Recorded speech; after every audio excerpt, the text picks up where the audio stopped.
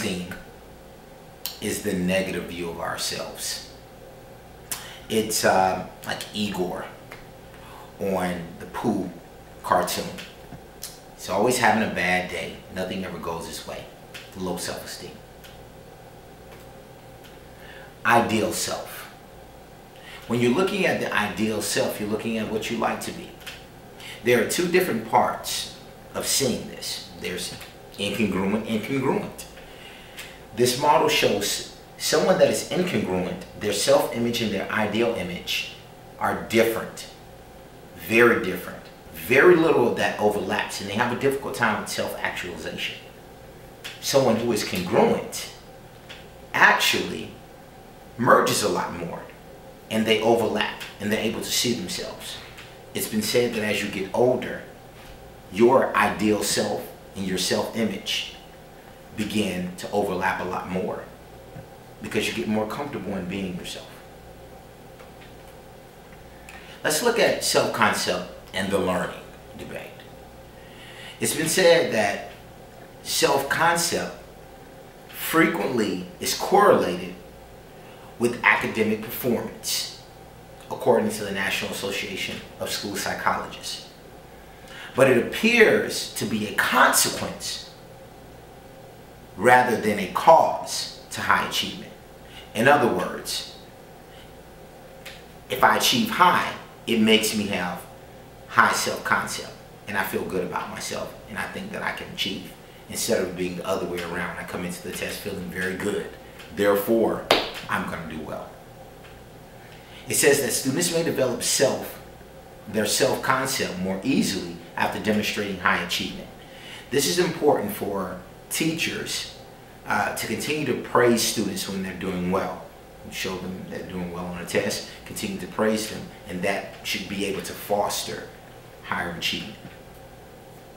Academic self-concept is an idea unto itself, and it actually refers to how a student understands their academic abilities.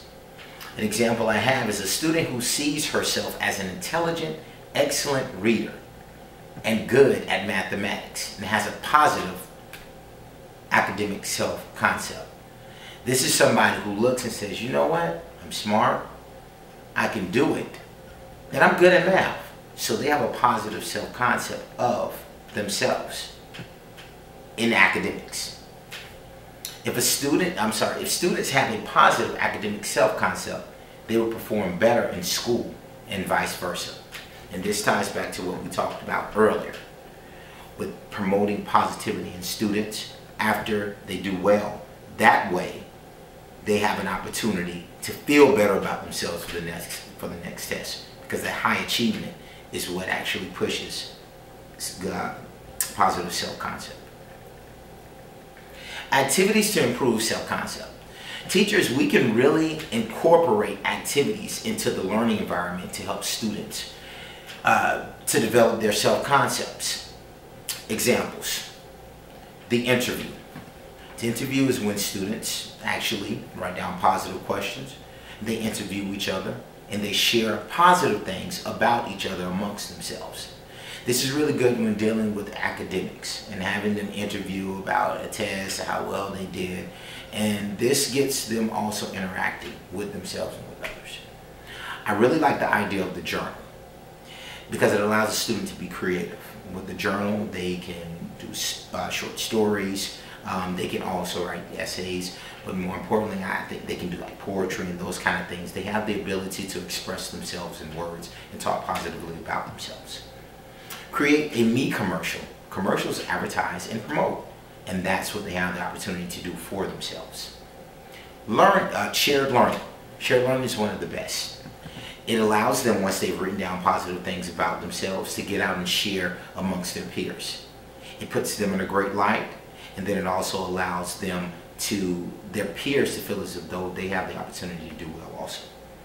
Drawing self-portraits. Drawing self-portraits is great because students have the opportunity to project positive images of themselves.